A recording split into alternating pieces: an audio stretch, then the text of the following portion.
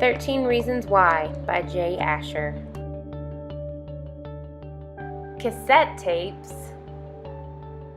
the number 13, and a map of the city?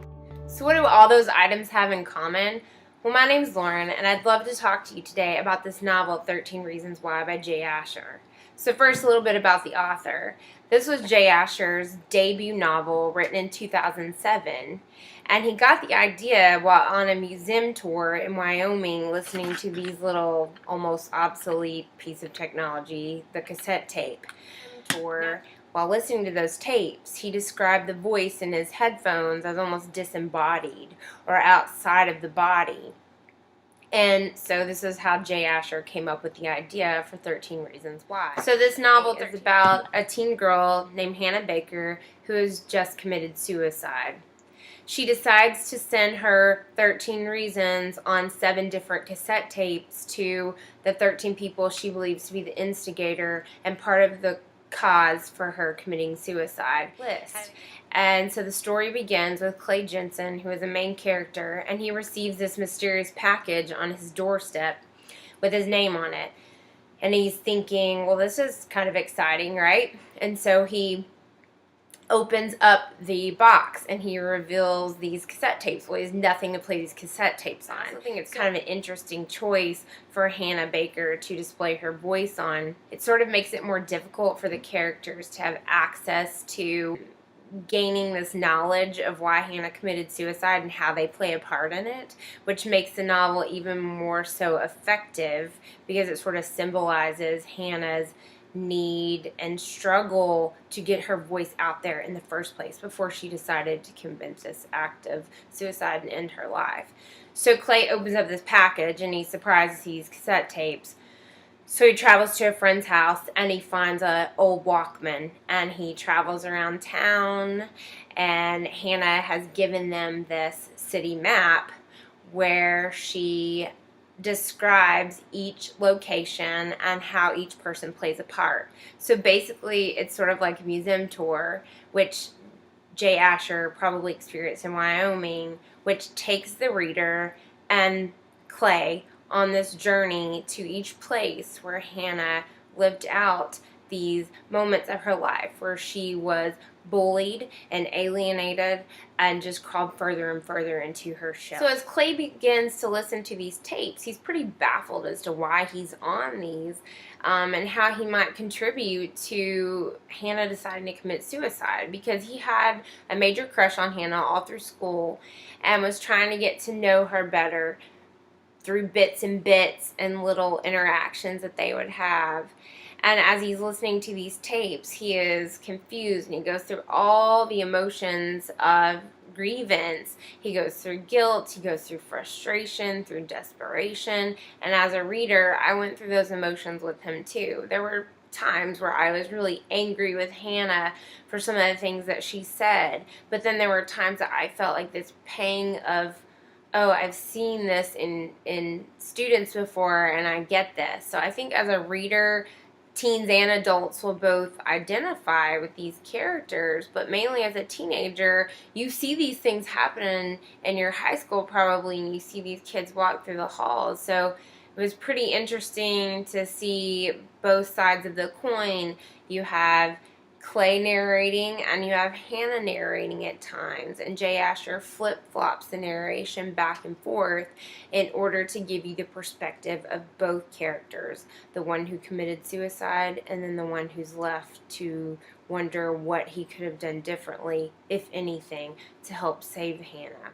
Now, Clay is the 4th person in the 13 to receive these tapes, so he has no idea while he's listening at first who's on these tapes and who will continue to be on these tapes, and he has no idea where he falls in the story and what his role was in Hannah's decline and her final decision to actually take that leap and end her life tragically and abruptly. So Clay has to decide for himself whether he's going to continue to listen and travel the map and look at all these places while he has to just play this sickening waiting game of of seeing where he falls. So I want to read an excerpt from the novel, and this is from very close to the beginning, because I don't know if you're like me, I'm pretty guilty of if I read the first few pages and it doesn't grab my attention, then I'm kind of guilty of putting the book back, but these first few pages definitely gained my attention.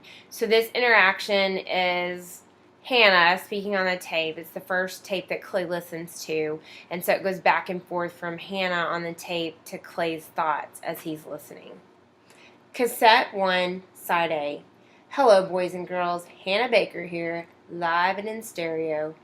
I don't believe it. No return engagements, no encore, and this time, absolutely no request. No, I can't believe it. Hannah Baker killed herself. I hope you're ready, because I'm about to tell you the story of my life. More specifically, why my life ended. And if you're listening to these tapes, you're one of the reasons why. What? No! I'm not saying which tape brings you into the story, but fear not. If you receive this lovely little box, your name will pop up. I promise. Now, why would a dead girl lie? Hey, that sounds like a joke. Why would a dead girl lie? Answer, because she can't stand up. Is this some kind of twisted suicide note? Go ahead, laugh. Oh well, I thought it was funny. Before Hannah died, she recorded a bunch of tapes. Why? The rules are pretty simple. There are only 2. Rule number 1, you listen. Number 2, you pass it on. Hopefully neither one will be easy for you. What's that you're playing? Mom! I scramble for the stereo, hitting several buttons all at once. So I think this novel is a really great look into a topic that a lot of people don't want to talk about, which is suicide. And it gives the reader new perspective and new insight into the treatment of others and how people feel when they are bullied or pushed aside, or when they feel that their voice is not heard when they want it to be. So it is a great read. It's inspiring and it can be entertaining at times, but more so than that, it's just a realistic look into the world of someone who struggles, and the flip side of that, the people who are left to decide how they're going to live out the rest of their lives.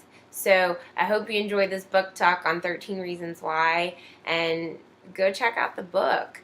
And I've given you another list of related titles that you might enjoy also.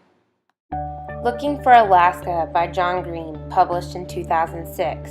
16-year-old Miles's first year at Culver Creek Preparatory School in Alabama includes good friends and great pranks, but is defined by the search for answers about life and death after a fatal car crash of his friend. Hate List by Jennifer Brown, published in 2010. 16-year-old Valerie, whose boyfriend Nick committed a school shooting at the end of their junior year, struggles to cope with integrating herself back into high school life, unsure herself whether she was a hero or a villain. By the Time You Read This, I'll Be Dead by Julianne Peters, published in 2011. High school student Daylin Rice, who's been bullied throughout her school career and has more than once attempted suicide, again makes plans to kill herself in spite of the persistent attempts of an unusual boy to stop her. Go Ask Alice is the true story of a girl who becomes addicted to drugs and spirals downward into the end of her life, and it is by an anonymous author written in diary form. Published in 1971, this book is still very current.